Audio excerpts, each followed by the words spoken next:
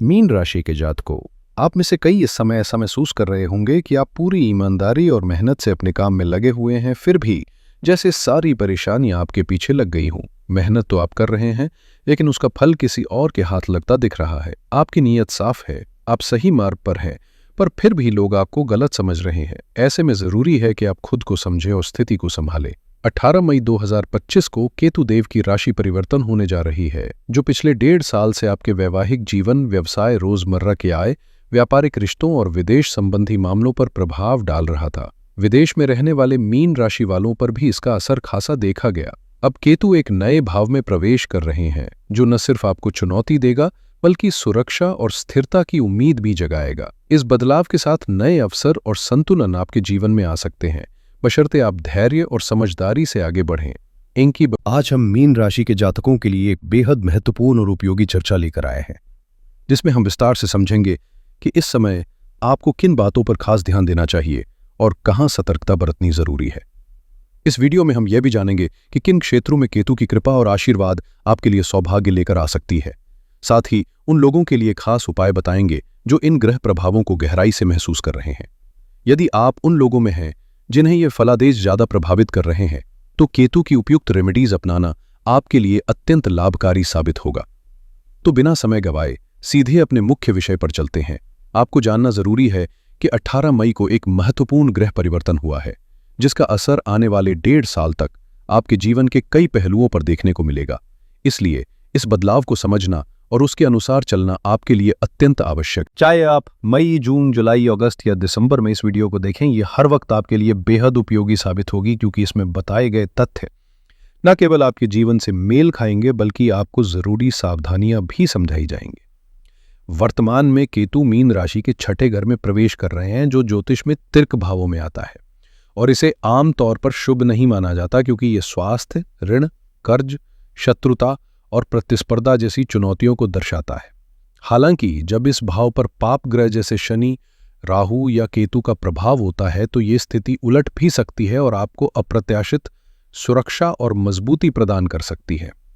इसलिए इस ग्रह परिवर्तन को समझना जरूरी है, ताकि आप अपनी ऊर्जा सही दिशा में लगा सकें और जीवन की बाधाओं से निपटने में सक्षम बने। कई बार केतु हमें सफलता के नए दरवाजे खोलता है, लेकिन इसके साथ ही चुनौतियों से भी सावधान रहना पड़ता है, क्योंकि ये सफलता कभी कभी कठिन संघर्षों के बीच से ही मिलती है। 18 मई 2025 के बाद केतु का ये गोचर आपके 6ठे घर में छुपे हुए शत्रुओं, बढ़ती बीमारियों और रुके हुए पैसों जैसे सवालों का जवाब लेकर आपके सामने आएगा। इस राशि परिवर्तन से आपको साफ दिखेगा कि असल में कौन आपके असली विरोधी है, क्यों स्वास्थ्य परेशानियां बढ़ रही हैं और आर्थिक रुकावटें क्यों सामने आ रही हैं। 6ठा भाव रोग, ऋण, शत्रुता, जॉब, सेवा और प्रतियोगी परीक्षाओं जैसी प्रतिस्पर्धाओं का प्रतीक होता है। और केतु जैसा रहस्यमय ग्रह जब इस स्थान पर आता है, तो ये छिपे हुए सच उजागर कर नए सबक और अवसर भी लेकर आता है। इसलिए इस ग्रह गोचर की गहराई को समझना और उस हिसाब से अपने कदम बढ़ाना आज के समय में बेहद महत्वपूर्ण हो गया है। केतु का स्वभाव कटौती और अधूरापन लाने वाला होता है, जो हमारी जिंदगी की गहराइयों में झांक कर हमें ये सोचने पर मजबूर करता है कि आखिर ये परेशानियां और मुश्किलें मेरे साथ क्यों आ रही हैं। यह ग्रह उन छिपे हुए कारणों को उजागर करता है जो हमारी समस्याओं की जड़ है, ताकि हम उनका सामना कर सकें और उन्हें समझ सकें। जब केतु षष्ठम स्थान में होता है, तो इसके प्रभाव आमतौर पर 2 रूप दिखते हैं, संघर्ष और सफलता। लेकिन आज हम पहले उसकी सकारात्मक ऊर्जा पर ध्यान देंगे, क्योंकि इस स्थिति में केतु की एक बड़ी विशेषता यह है कि यह हमारे शत्रुओं पर जीत दिलाने की क्षमता रखता है। यह ग्रह आपके सामने आने वाली चुनौतियों को दूर कर आपको संघर्ष में विजय की राह दिखा सकता है, बशर्ते आप धैर्य और समझदारी से इन बदलावों का सामना करें। अब आपकी अंदर छुपे हुए शत्रुओं के खिलाफ एक जबरदस्त लड़ाई की ताकत जागने वाली है, जिससे विवाद और टकराव से डरना खत्म हो जाएगा। खासकर छिपे हुए दुश्मनों की हरकतों पर आपकी पकड़ इतनी मजबूत होगी कि वे आसानी से आपसे बच नहीं पाएंगे। केतु का ये गोचर न केवल आपके दुश्मनों को परास्त करेगा, बल्कि आपको मानसिक रूप से भी अटूट मजबूती देगा। इसके अलावा लंबे समय से चल रहे शारीरिक रोगों में भी इस ग्रह का सकारात्मक असर दिखेगा, चाहे तो इलाज का रास्ता मिल जाएगा, या जो परेशानी छुपी हुई थी और उसका कारण समझ नहीं आ रहा था वो अब स्पष्ट हो जाएगा। जब बीमारी की जड़ सामने आएगी तो उसका सही इलाज करना भी संभव हो पाएगा, जिससे आपकी सेहत में सुधार की उम्मीद बढ़ेगी। यदि आपको त्वचा, गैस्ट्रिक या नर्वस सिस्टम से जुड़ी कोई समस्या रही है तो इस समय केतु उन परेशानियों को दूर करने में सहायक साबित होगा। इसके अलावा ये ग्रह अनुसंधान, विज्ञान, मेडिकल और हेल्थ केयर जैसे क्षेत्रों में करियर बनाने वालों के लिए भी शुभ संकेत लाता है। होम्योपैथी, फॉरेंसिक विज्ञान, डिटेक्टिव काम या पैथोलॉजी जैसे गुप्त विज्ञान में आपकी रुचि बढ़ सकती है, या इन क्षेत्रों में नए अवसर आपके सामने आ सकते हैं। प्रतियोगी परीक्षाओं के मामले में भी केतु का प्रभाव सकारात्मक है, खासकर छठे घर में होने के कारण ये यूपीएससी, बैंकिंग, सरकारी नौकरियां और मेडिकल प्रतियोगी परीक्षाओं में सफलता दिलाने में मदद करेगा। हालांकि केतु के स्वभाव में एक अनिश्चितता भी छिपी होती है, पर जब परिणाम की बात आती है तो ये ग्रह आपको आश्चर्यजनक और पॉजिटिव सफलता का एहसास कराएगा, जिससे आपकी मेहनत रंग लाएगी। जब आपको ऐसा लगे कि अब तो मेरा नंबर नहीं आने वाला, सब खत्म सा लग रहा हो, ठीक उसी मोड़ पे केतु अपनी चाल बदलता है और आपकी जिंदगी की दिशा भी। लेकिन याद रखिए, यह बदलाव सिर्फ उन्हीं के लिए होता है जो पूरी ईमानदारी और जुनून के साथ मेहनत करते हैं। अगर आपका समर्पण सच्चा है तो आपका हर प्रयास रंग लाएगा। इस दौरान मानसिक परिपक्वता और सेवा भाव जैसे अदृश्य लाभ भी मिलते हैं, जो न सिर्फ आपको बेहतर इंसान बनाते हैं बल्कि दूसरों की मदद करने का सुकून भी देते हैं। केतु का छठे भाव में आना आपको मैं से ऊपर उठाकर हम की सोच की ओर ले जाता है, जहां आपकी संवेदनशीलता, करुणा और सामाजिक जिम्मेदारी बढ़ती है। यही समय होता है जब आप दूसरों की समस्याओं को सुलझाने में इतना माहिर हो जाते हैं कि वही आपकी नई पहचान, नई संभावनाओं और शायद एक नए करियर की नींव बन जाती है। जैसे कुछ लोग होते हैं जो किसी विशेष समस्या में इतने दक्ष हो जाते हैं कि उनका अनुभव ही उनकी ताकत बन जाता है, और यही से एक एक्सपर्ट जन्म लेता है। अब आइए इस तस्वीर के दूसरे पहलू पर नजर डालते हैं, केतु के सावधानीपूर्ण संकेतों पर। अब तक हमने इसके सकारात्मक असर को समझा, लेकिन हर ग्रह की ऊर्जा दो ध्रुवों पर काम करती है और केतु भी इससे अलग नहीं। इस समय सबसे बड़ी चुनौती बन सकती है छिपी हुई बीमारियां और गलत डायग्नोसिस। केतु का प्रभाव कुछ ऐसा होता है कि जब तक आप गहराई से जांच नहीं कराते, असली वजह सामने नहीं आती। कभी कभी दर्द कहीं और होता है और इलाज कहीं और शुरू हो जाता है। इसलिए बिना पक्के निदान के सिर्फ अंदाजे या दूसरों की बातों के आधार पर इलाज शुरू करना भारी पड़ सकता है। खास तौर पर इस समय ऐसा करने से एलर्जी, नसों से जुड़ी समस्याएं या साइकोसोमैटिक डिसऑर्डर जैसी स्थितियां सामने आ सकती हैं। इसीलिए ज़रूरी है कि किसी भी स्वास्थ्य संबंधी परेशानी को हल्के में ना लें, बल्कि पूरी गंभीरता और विशेषज्ञ सलाह के साथ आगे बढ़ें। यही केतु की इस परीक्षा में सफलता की कुंजी है। अब बात करते हैं केतु के उस असर की जो भीतर ही भीतर मन को हिला सकता है, ओवर एंजाइटी और मानसिक असंतुलन। इस समय ऐसा हो सकता है कि कोई मामूली सी बात आपको पहाड़ जैसी भारी लगने लगे और मन बार बार उसी बात में उलझा रहे। जब तक उसका कोई ठोस समाधान ना मिले, वो चिंता आपके साथ हर पल चलती रहेगी, चाहे दिन हो या रात। ऐसे में ध्यान रखना जरूरी है कि हम अपनी सोच को संतुलित रखें और जरूरत पड़ने पर किसी विशेषज्ञ से भी सलाह लें।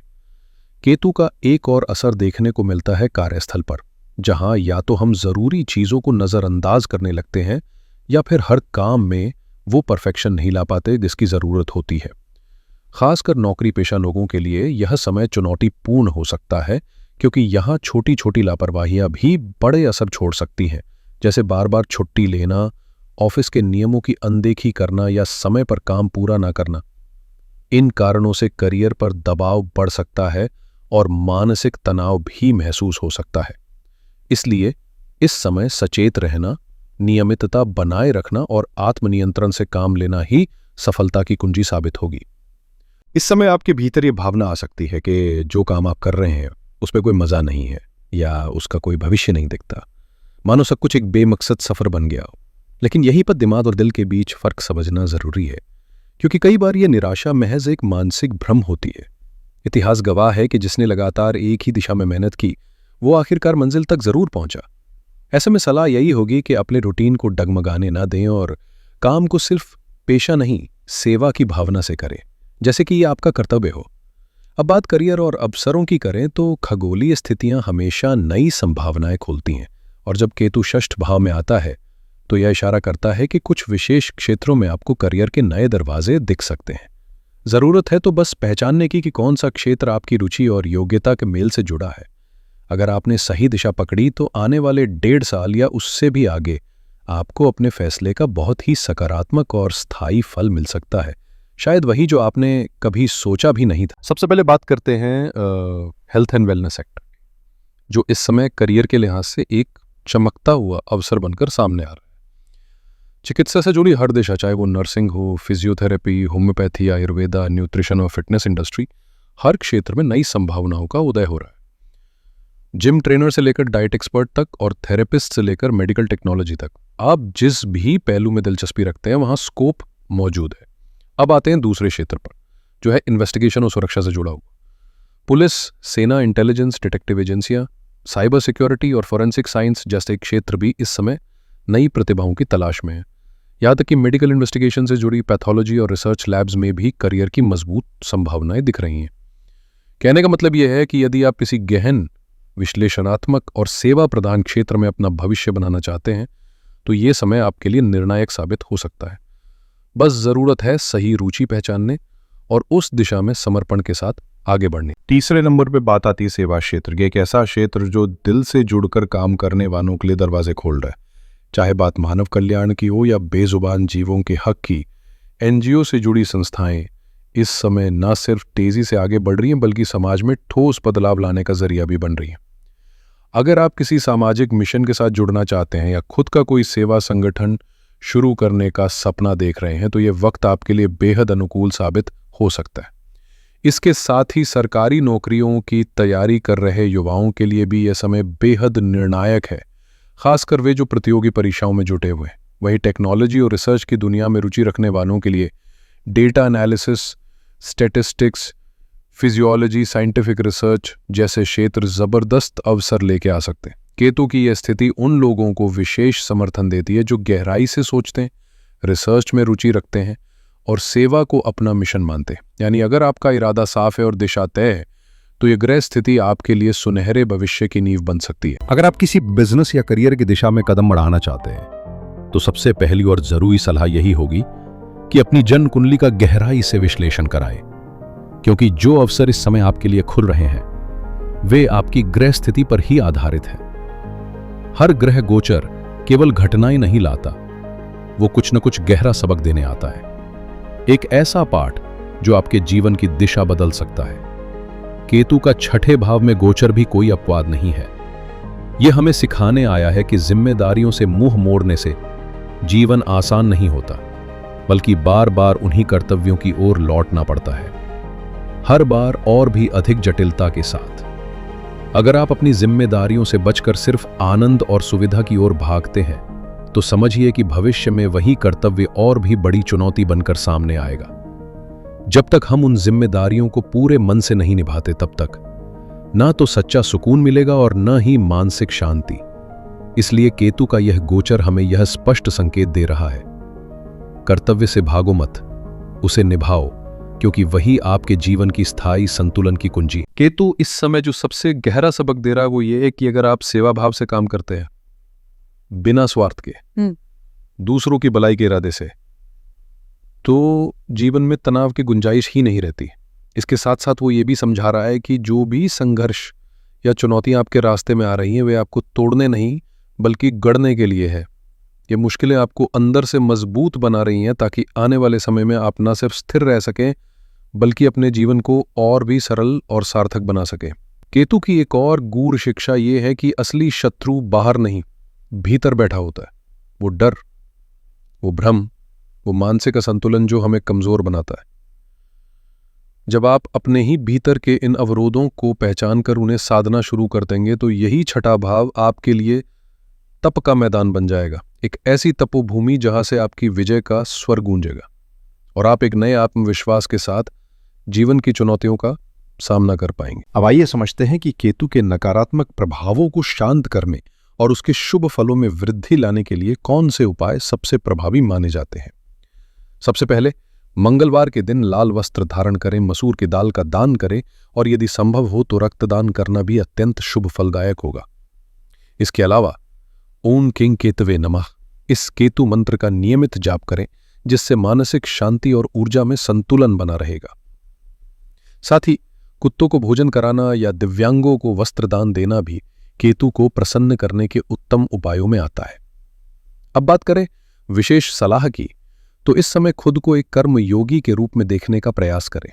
सेवा को अपना स्वभाव बनाएं और आत्मसंदेह या नकारात्मक सोच से ऊपर उठने का साहस दिखाएं।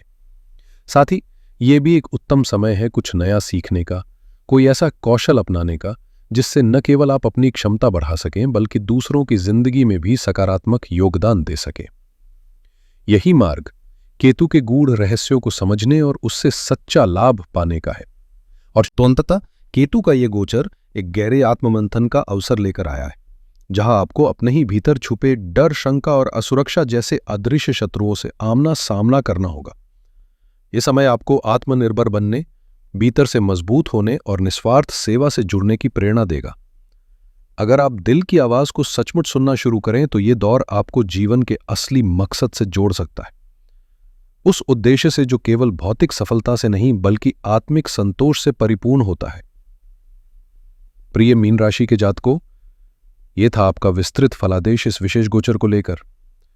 अगर यह जानकारी आपको उपयोगी लगी हो तो इसे लाइक करें, दूसरों के साथ साझा करें और हमारे साथ जुड़े रहें, क्योंकि अगली वीडियो में फिर मिलेंगे एक नए विषय और नई दिशा के साथ।